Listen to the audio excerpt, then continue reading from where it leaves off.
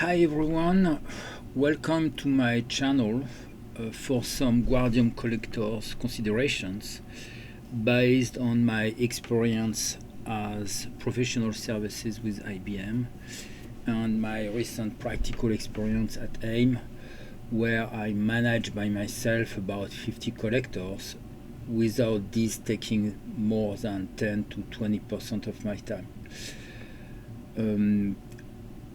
As you may have seen on my LinkedIn post, I categorize the issues and problems with Guardium appliance into 4 areas, and here they are. And some high variation of traffic, unbalanced traffic, reaching the limits or being beyond the limits. And in this first installment, I will discuss the first one. But before we start, let's say that fundamentally, all the issues and problems someone can have with managing Guardium appliances are due to the very dynamic nature of the database traffic, which jumps up and down almost constantly and without notice. So this chaotic and erratic nature of database traffic puts the appliances under stress, and degradation can occur very quickly, often ending in little disasters like sniffer down and with a collection stopping, loss of traffic, appliance full, and so forth. So all things requiring some painful maintenance on the Guardium team part. It's why I think monitoring and handling the appliances receiving the most hectic traffic is paramount and should be your first concern. And getting them into a more stable and consistent operating state will avoid keeping you awake at night. However, this requires to be proactive rather than reactive. Basically, never wait for the disaster to strike first. And so now let's talk about those collectors and how to handle them, receiving the most variation in traffic.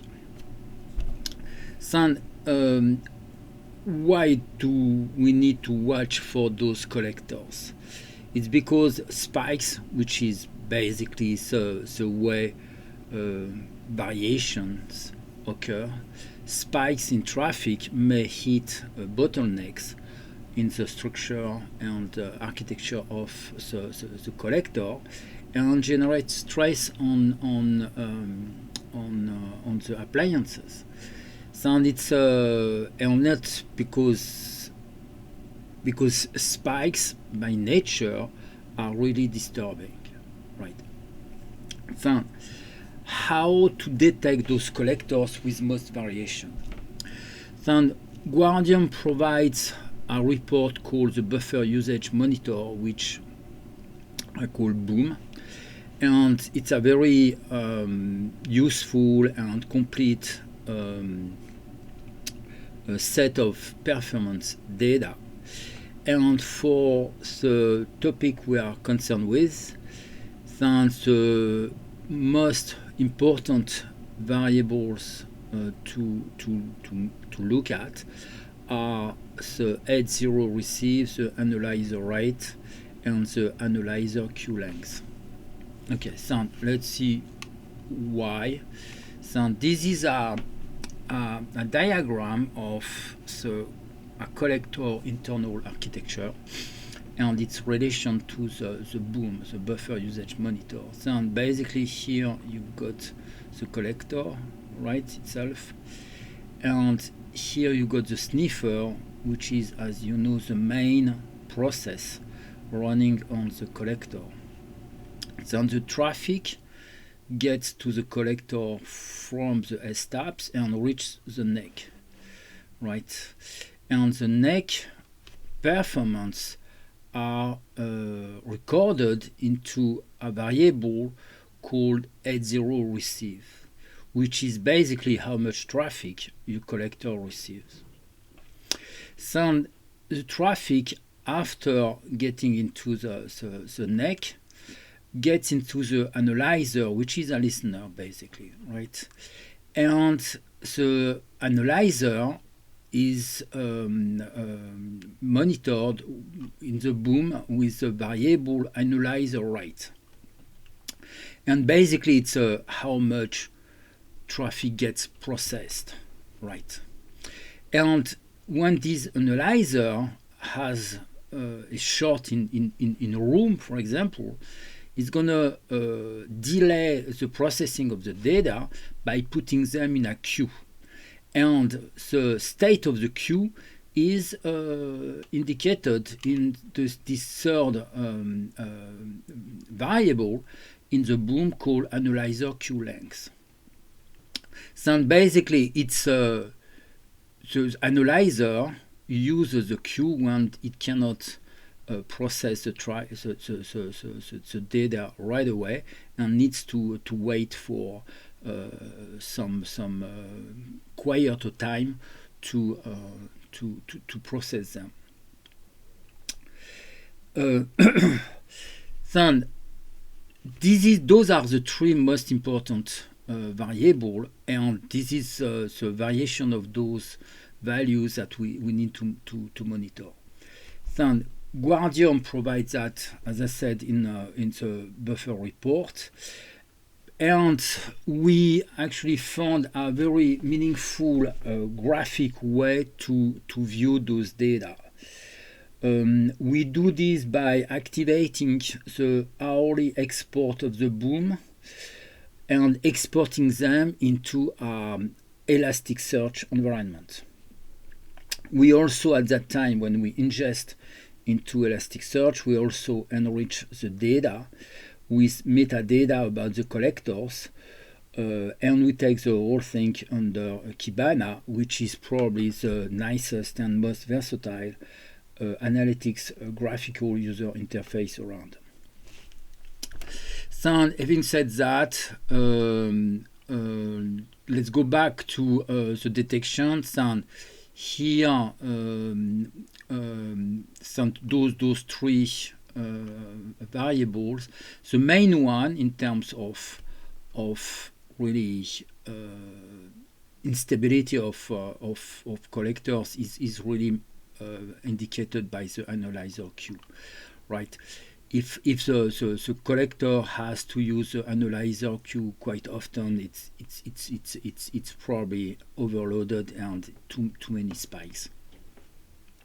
There is another queue you can look at. It's a logger queue, but this one is a bit tricky as it can rather indicate internal issues to MySQL. So basically, I will look at it, but not as much as those three ones. Then, how to handle those collectors.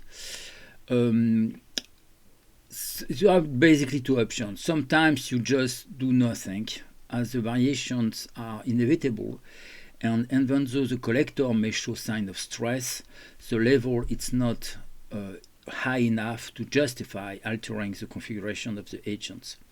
But you definitely need to keep monitoring for possible degradation. And if you conclude, however, you should do something, the main option is to split the traffic of the most dynamic agent between two or more collectors using the feature called agent load balancer. And that way, the spike, instead of being concentrated on just one collector, you just spread the spike among different collectors, and you make the stress the spikes more disturbing. So let's have a look at now at the application in Kibana. So basically this is a kind of dashboard you can generate. Here in this part here you can see the metadata, all right? So something which is not provided by the buffer usage monitor, and it's something you need and we add. So currently, but this can be anything you want. But basically the main metadata we look at, it's the environment, right? If it's prod, non-prod, the type of database, whose traffic is received by the collectors, right? And whether the collector is a primary or a failover collector. And here you've got the wheel with all the collector. And we're gonna look at charts for the three variables I mentioned before: H0, received, analyzer rate, and analyzer queue length, right? So, and you can take each one, and the graph displays you the most active and with largest variations. So here in this case it's a 95 collector 095, so we can just have a look at it, and you can see what it is for the other two variables for this collector. Then there is some the queue length is the queue is used, and therefore it means that the collector has some need to cannot process the traffic in real time easily, right? So if we go to the next variable, the analyzer rate, you see that now this time it's the collector 103, and here you can see the variations. It's quite interesting. But the analyzer queue length is not that bad, right? But however, here you can see it's quite active and up and down. Not necessarily something you want for your collectors. Then the last one is the queue length, and here the most active is 106, right? And you can see why, and you have an idea of the rest. So meaning that out of all those collectors, the one you need to watch, right, and do something on that are 095, 103, and 106. So you can maybe expand a little bit, but basically you've got your list of collectors you need to watch and potentially act on. Then thank you very much for listening, and I'll see you in the next video.